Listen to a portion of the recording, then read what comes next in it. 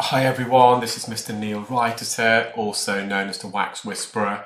Thank you for tuning in to my latest video. I had a client here who attended with medially impacted earwax and keratin. So when we say medial, we mean towards the eardrum. The opposite of medial is lateral, so lateral means near the entrance. And I've described this type of earwax on my thumbnail as a chewing gum type of wax.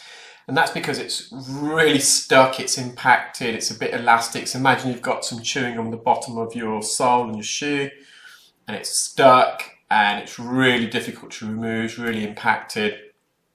And you can see there's this plug of wax is coated with some keratin. So keratin is a protein, your hair is made up of keratin, your fingernails, and so is skin.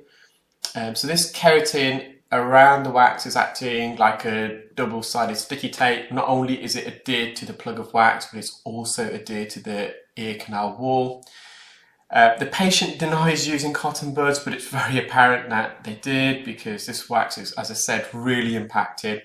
And you can see the consistency here. It's very sticky and elastic. I'm suctioning it, and it's just, rather than coming out, the wax is just blocking the suction tube and also just stretching. It's very elastic. It's a horrible type of wax. It's the worst type of wax to remove, in my personal opinion. Because it's so medial, we can't use any of the instrumentation, so we can't use an ear hook, can't use a Jobson horn, because that will come in contact with the bony part of the ear canal, which is very sensitive, very uncomfortable for the patient. The only way you'll be able to do that is by administering a local anaesthetic or even a general anaesthetic. So in a moment, I'm going to instill the ear with some olive oil earwax drops, and typically with olive oil, what I do, I soak it into the ear for a few minutes, and then I tilt the patient's head in the opposite direction so that the drops comes out. And the main reason for that is, at least whilst we're performing the procedure, if the ear is still full of wax, the drops during the procedure and you're suctioning, it can blur the screen. However, what I did in this instance is slightly different. I still had the patient's head tilted so that the drops were penetrating and soaking into the ear, and I actually stood up whilst the patient's head was tilted, and I went back into the ear with the drops in without draining it,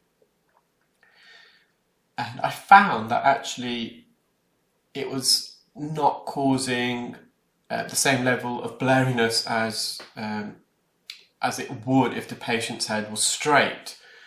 And I suspect that's because the gravity is drawing this wax deep into the ear, onto the eardrum, which still allows me to suction. You still get some blurriness, of course, because you're suctioning oil, but not as bad as usual. And you can just see the wax is really engulfed by this keratin. So where I am now, all the glossy white substance, that's just dead skin, and it's attached. It's lodged in the inferior recess. So that's the inferior recess is the trench at the bottom near the eardrum. You can see the bottom quadrant of the eardrum now, and this other plug of wax is tightly adhered to the eardrum itself and also lodged in the anterior recess. So near the eardrum there's a narrowing and then a widening of the ear canal again, and that narrowing is called the isthmus. And because you've got a narrowing and then a widening afterwards, you get what we call recesses, and typically you get an inferior recess at the bottom near the eardrum and an anterior recess, so to the front of the eardrum, so in the case of the left ear on the left hand side. See, the patient's eardrum is fully visible there, but just another plug of wax at the roof of the ear canal with some keratin there. You can see the keratin just to the right hand side, and that's just getting suctioned up the probe, the keratin. And we've got to be really careful here. We don't want to make contact with the bony part of the ear canal. So I'm really pleased with that. Cleared the occlusion, you can see the eardrum. So the patient has got quite a deep inferior recess, so that trench, it does go quite deep. And I'm just mopping up near the entrance.